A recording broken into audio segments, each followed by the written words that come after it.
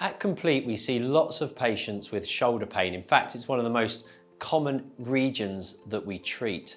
A majority of shoulder pain does get better with conservative treatment such as physiotherapy, but for some patients they do require or may require an ultrasound guided injection to try and reduce their pain to allow them to rehabilitate their shoulder. If you are getting shoulder pain, we're always going to try and get people better without an ultrasound guided procedure. The first stage of knowing what the best treatment is for you is for us to get a good, accurate diagnosis.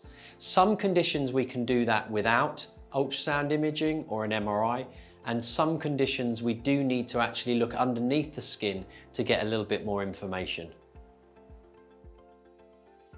The sorts of conditions that we carry out an ultrasound guided injection for are frozen shoulder, which is probably the most common one we see around the shoulder.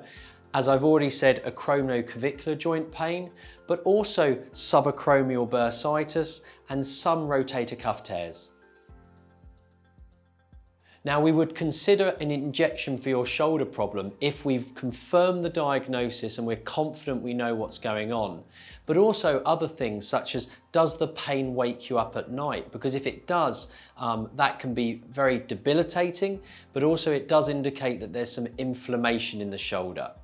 The other things we look for is that patients that haven't improved with conservative measures, such as physiotherapy. So if you're not improving, then we may consider doing an ultrasound guided injection. And also for those patients that can't even engage in a course of physiotherapy.